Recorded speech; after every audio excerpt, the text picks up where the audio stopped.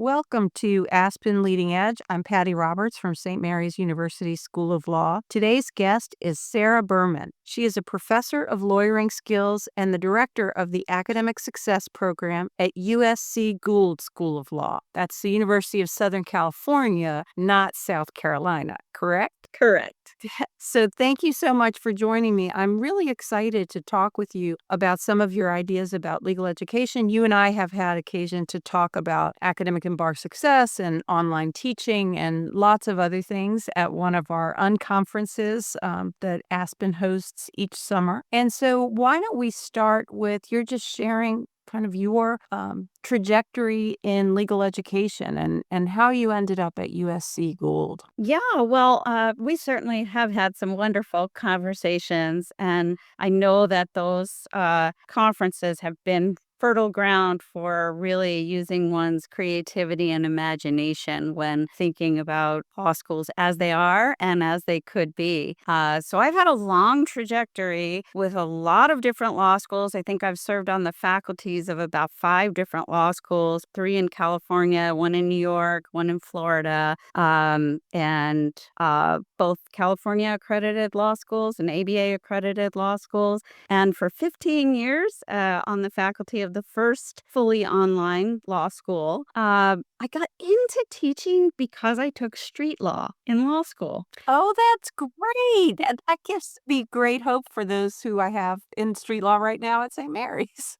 Yeah, I never thought of it as a career. I assumed that I would be a lawyer. I actually went to law school wanting to be a politician. Got a little disillusioned by some of political things that were swirling around at the time, and expected to really stay. I practiced law for a few years and expected to stay in that. And then, lo and behold, one day I had lunch with my professor who had taught street law. And he said, well, Sarah, you really liked street law. You came alive when you were teaching. And I'm like, you're right. And so with his mentoring and guidance, I got into a little bit of teaching at some of the local law schools where I was in California at the time. And then that morphed into some bar review that I did for a while. And some of the people that I worked with in bar review created what was then Concord Law School, which is the first fully online law school. And then after my kids grew up a little, I started teaching in in-person law schools and fixed facilities. And so I kind of did both for a very long time. And then when my kids were in college, I had the good fortune to be able to travel a little and spend some time in other parts of the country. And that's where I got to work at Nova Southeastern in Fort Lauderdale, where I was recruited to serve as the inaugural director of academic and bar success at Access Lex, which had just opened a think tank, I'll call it, in Washington, D.C. And so they recruited me from Florida to Washington, D.C. And in that, I was at Access Lex for about 4 years and created many grant programs, got to spend time in dozens of law schools and met some people and really got a perspective on legal education. I think that was bigger. It was so different than being in one law school. It was kind of looking at all of the law schools collectively. And during that time, my parents kind of needed me, and so I was looking to get back to California. An opportunity arose at USC, which is really a dream law school for me, and it's coming home in no uncertain terms. Well, I'm excited to talk to you, especially because you do have that perspective of so many different law schools. And I hadn't even thought about the Access Lex position. But so you've taught at 5 different law schools in both modalities. In what did you call it? Fixed facilities? Yeah, I've yeah. heard that before. I always hear bricks and mortar or in person. But okay, fixed facilities and online, accredited and unaccredited as far as the ABA goes. But then you had these dozens of schools that you had some insight into because you work with Access Lex. So I just like to ask you, with the benefit of all those experiences and some reflection, what do you think are some of the things that law schools and legal education get right? Well, I think the primary thing that we get right is that we really care about the rule of law. And I know that may sound simple and straightforward, obvious. We're set up to teach people about the law, but I have never met a group of people more dedicated to the rule of law than law faculty. That's on both sides of the aisle. That's across the board, everyone. And I think it's really important. I think we also value and reward scholarship and critical thinking in a way that a lot of areas in the world don't. There's a lot of shooting from the hip in society, and some of that's wonderful and spontaneous and terrific. I think there is a need for methodical, critical thinking that we still celebrate and value in a very profound way. And that involves slow thinking.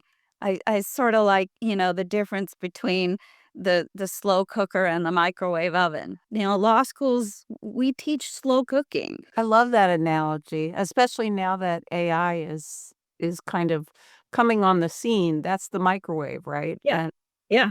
That's the microwave on steroids. yeah. I mean, that's one of the things we really instill is figuring it out, wrestling with concepts. AI does it, it figures it all out for you. Yeah, you have to manipulate the queries, but even there's prompts for what queries to inject into the process. So I think that's something that we get right and we should not lose. All those things. I think we do a decent job of teaching competition. I think we could do a better job if we were a little more intentional about it. It's something that is part of our culture, but I think if we leaned into it and owned it in a way, we could leverage it so that it doesn't become something people are afraid of or believe is stigmatizing, but rather use that as something empowering because the world is competitive and the legal profession is competitive. So I think we get that one sort of right. Yeah, we focus tremendously well on the everything above the shoulders and the brain. We do a really good job with brain. I think we need to do a little better job as focusing on the whole human and the whole individual because as we've talked about in the past when our students go into their various jobs, they bring themselves as a whole with them. And funny you should mention some of my experience in both online and in person, bricks and mortar, whatever you want to call it. Both, I think, require the whole person. And I think there's a misunderstanding of online education that somehow it's just more cerebral. But I don't think it's any less holistic than in person education. Not when it's done right, certainly. We've seen that here and, with appropriate instructional design. People often asked us when we were starting and did start the online program here at St. Mary's, "Oh, did you do that because of the pandemic?" It's like, "No, that's not online teaching. That's lecturing on Zoom. That's not online teaching." Yeah. Yeah. There's so much more to it than that. But I am going to ask you later on how you think legal education is going to change in the coming decade. But before we get there, I mean, you're working with academic support and with bar success, things that are so critical at every law school in the country. And every dean like me is trying to make sure we have enough resources and trying to figure out what those resources should be. So maybe you can share what some of the key ingredients are to law school success. Yeah, so I think without a doubt, the most important ingredient is critical reading. And I think that that is true in law school, both in terms of following along in class and excelling on exams. I think it's indispensable on bar preparation and it's overlooked often because one of the reasons why I think there's many reasons why people fail the bar. I've written a lot of blogs on 10 reasons why people fail the bar. But one for sure is not reading the questions carefully enough. And that's something that we can train. And it's also, of course, an indispensable skill in law practice. So I think that's one of the areas, again, it sounds simple, but I think we need to devote more time, attention, and training to. Let me stop you there with critical reading because you and I were part of a panel at the University of Denver, Sturm College of Law, that was on online and hybrid teaching. And one of the things that we were talking about was critical reading. And one of our co-panelists was mentioning how difficult it is for students who are only reading digitally. And so, how do you approach that challenge with your students? This generation certainly is, myself included, reading digitally. And I think, we're skimming a lot. There's less critical reading. So, how can students and all of us, all lawyers, address that? So, a couple different things. I've written for years about what I call reading with three senses, and it's something that I believe we can do on paper and on screen. I think it's necessary for bar exams, for reading statutes, for reading client correspondence. It's not what we do when we're reading social media or magazines or whatever, but it's literally reading with your eyes, touching each word with either a finger, stylus, or pencil, depending on the medium, and mumbling under one's breath. It's called subvocalization. It's a thing. And I believe, and my research indicates that when one is using three senses to read in that way, it's nearly impossible to lose focus, which is one of the things that, again, causes people to fail the bar and have other challenges, not be responsive to clients because we're not reading carefully enough. A lot of the implications of not reading carefully enough are really devastating in law practice. And it's devastating to not pass the bar the first time. So that's one thing. I think also to just talk about the differences between reading on paper and reading online.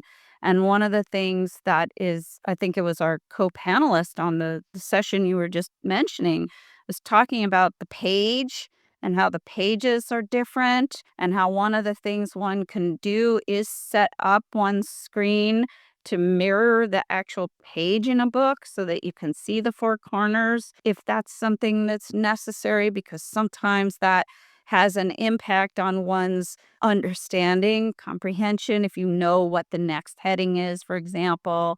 There's a lot of science about eyes and taking breaks and using certain kinds of glasses when you're reading online.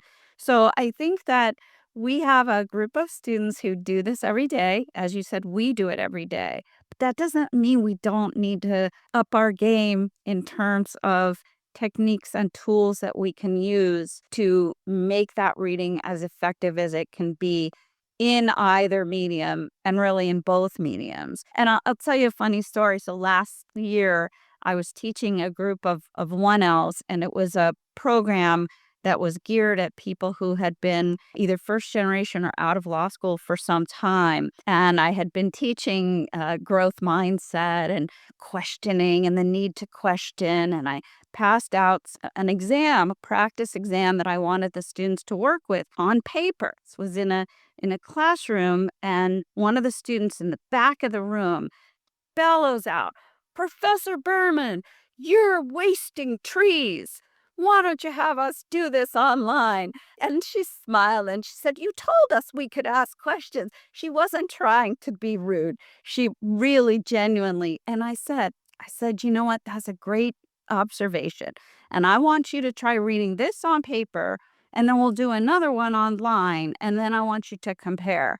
And I taught a little bit about underlining and highlighting and marking. And afterwards, she said, I get it. I get why you printed this sheet out. And this is something that I think is important, even for people in fully online programs, because they're doing reading at home and they have a choice at home to use a, hardback textbook or all online materials. I'm not telling them which choice to make. I just think it's nice when people know the difference. Yeah, I appreciate that description. I had not heard the three senses thing, and the subvocalization is very surprising to me. I'm going to give that a try, but probably when I'm alone. Well, it's funny. I teach my students how to do it on the bar, and this is my story. I say, just loud enough so that you hear it, but not loud enough to get kicked out of the room. Exactly. That could be pretty tricky. So, we talked about critical reading and the three senses. Those are key ingredients to law school success, also the bar exam success, as you were mentioning. Are there additional key ingredients you want to share? And also, how do those dovetail between both law school success and bar exam success? Yeah, so I think high pressure and confidence building, and I'll sort of lump those together, even though they're a little bit different, but I'll lump them because high pressure situations tend to sometimes make people lose their confidence. And both are law school and the bar exam are high pressure situations that require a lot of confidence. But I think it's a different level on the bar exam because it's so compressed and it's so much content and it's very speeded. And I think in law school, some things are like that, but there's a lot of time to spare in law school. And I think that there are programs that are more intense where people are encouraged to really spend long days. There's a lot of programs that have a lot of breaks in between things, though. And that's something that people have to acclimate for on the bar exam, that you're really working in such an intense, focused way for such a sustained amount of time, 2 full days, and that's not uncommon in practice. But again, I think we could do a better job with the ramp up on that in law school. And then just the confidence issues, we do a decent job of letting people know when they're not doing well. I think we need to do a better job of letting people know when they are doing well. I don't think we're inflating people's egos by giving compliments and by it's amazing. Sometimes I'll just say to a student, someone will ask me a question or make a reflection and I'll sit back and I'll say, wow, your clients are very lucky people, your future clients. And the student, it's transformative, Patty. You should see, they well up and they, Sure, they glow and yeah. yeah, because they forget because they're in school and they've been in school their whole lives that this is actually transferable into an atmosphere and a situation where every word they say is going to matter to someone's life. No pressure there, right? So when we're doing this recording, I'm not sure when this episode will be published, but we happen to be doing this recording a week before the bar exam. The bar exam is next week, the last week of July. And so I ask you on behalf of my students and the students all across the country preparing for this exam, if you had one bit of advice to give. I know there are 1,000 things you could tell them, but like the top piece of advice, what would you give to the bar takers? Now, a few days before the exam or in general? No, now a few days before the exam. I got to give two. Sorry.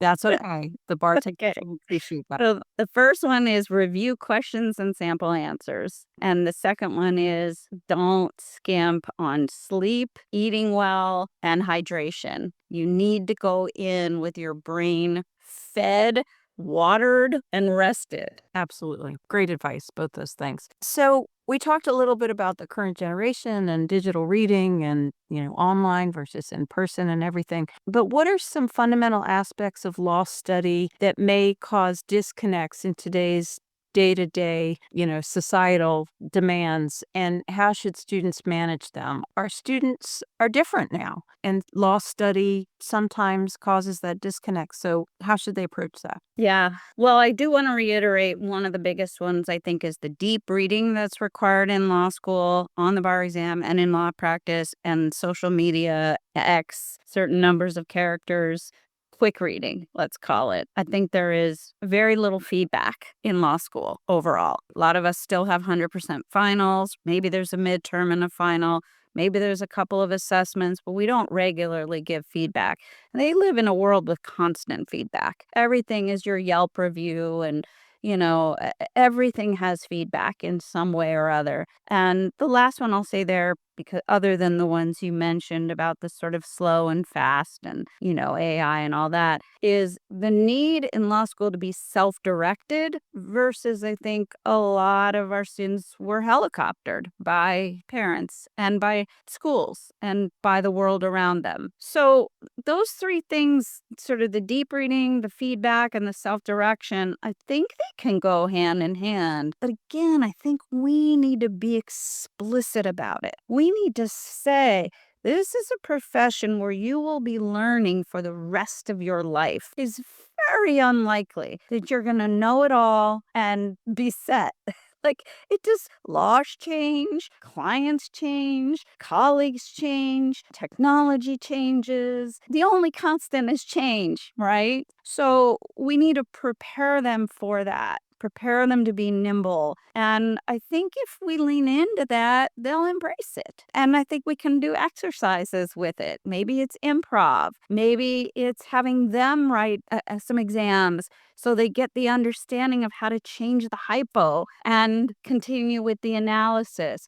I think changing roles is often a wonderful tool. In the conference you alluded to earlier, the one in Denver, we have a panel of students. Law conferences almost never have panels of students, and yet there are constituency. And feedback is something that we're afraid of because of how much time it takes. But there's a lot of creative ways to give feedback that don't take as much time. And I think we as an academy could help each other with that endeavor and also share lots of different ideas. Just an example of giving somebody sample answers is a form of feedback that doesn't involve critiquing every single word. It's not as labor intensive. So there's lots of ways to do that. But I think those are among the most important ways that what we want to achieve is in fundamental disconnect. And we don't want them to have cognitive dissonance and say, I don't know, this doesn't make any sense. We want it to be able to dovetail with how they view the world. Absolutely. So we're starting a new academic year in a few weeks here all across the country, and you'll have first years coming in that you'll be working with among other students. And I know you're going to do a first generation boot camp of sorts, a week for first gen and non-traditional or age students. What are some of the skills that you really focus them on in those kinds of pre-matriculation orientation activities? Thank you for asking that. It's a great question. So, one of the things that I want to do that's actually pretty new this year is as a kind of a community building exercise. I'm going to be working with the Schultz and Zedek 26 factors and talking about things that they might not use as much in law school, but they're coming in with, and I want them to cultivate to use in practice. So, some examples are leadership, public speaking, executive functioning, that they will use a lot in law school, being a self-starter, having practical and sound judgment, making judgment calls. Again, something that does come up in law school, but not necessarily in the classroom. It does in terms of when you raise your hand and what you say, but there's a lot of other areas where that comes up. And one of the most important, I think, and I know you'll resonate with this, is being able to see the world through the eyes of another. I think that's one of the most important client-centered skills that I want to start this new year by welcoming my students and letting them know that all of that stuff they're coming in with is really important. Hold on to it, but kind of hit the pause button because for this year, hear me focus on reading, writing, and analysis. And I want to explain what critical analysis is in terms of law school and not just imagine they'll figure out what that means. Yeah, with iteration, I'm sure. Just a repetition, they'll absorb it by osmosis. Absolutely. Absolutely. And I don't want to pretend that it's not going to be hard, but I want to really be joyful about hard work being a good thing. It's a hard sell, but I love that one. Well, it's infectious when you say it, so maybe I think you will be able to inspire them. We have talked about a lot of the good and the not so good in legal education and some of the skills that students need to work on and ingredients to their success, both in law school and on the bar exam. But I wonder if you could share, you said change is constant. And that is, boy, that sure is the case in everything, but legal education, I'm feeling it quite a bit these days. And so, what do you expect in the coming decade is going to happen in legal education? How are we going to evolve as an academy? Yeah, well, I think we're going to want to collaborate and want to perhaps form consortia of various sorts to really achieve economies of scale and not have every institution be reinventing the wheel all the time with everything that we do. I know why we do a lot of that, but I'm not sure that it serves us always in the long run. I think we want to be incredibly transparent, honest, and embrace AI, distance learning, so that we do things right and not hide and pretend that things either aren't happening or that we can somehow keep genies in bottles. Everything's out of the bottle. Let's just talk about policies and using things effectively. We have a lot of tools, but we don't talk enough, I think, about how to use them effectively. And I think we're going to be forced to continue more and more to be responsive to the whole person. As I kind of mentioned that before, that we've done a really good job in the cerebral aspects, which are vital. But I think that we are in a world where in some jurisdictions, there's up to a third of the students who have accommodations of various sorts. There's more than half of the students who self-report mental health and wellness issues. In some jurisdictions, that's upwards of 80-90%. And maybe that's conflated with normal stress, so-called normal stress, but it's students who are self-reporting having these challenges. So I think we're going to really want to embrace them, and I think it's going to make us better as a legal profession as well, because certainly, substance use and mental health issues are chronic in the profession as well. So I think thinking about people coming in as 1Ls as guests in our home and really reframing our obligations, responsibilities, and desires as law schools to not just help people think like lawyers, but train them to be future leaders and professionals who will take care of the lives and livelihoods of the public. I really appreciate that. Welcoming our students into our homes. It's hospitality, right? It's making sure they have what they need in every way. Wow. Well, I think that's an inspiring thought to end on. But I want to thank you so much for sharing a little bit about your journey and your advice for law students and law professors. Thank you, Sara Berman, Professor of Lawyering Skills and Director of the Academic Success Program at USC Gould, for spending some time with us. If you've enjoyed this conversation, I hope you listen to additional legal education thought leaders on other podcast episodes for Aspen Leading Edge. You can find them wherever you get your favorite podcast. Thank you.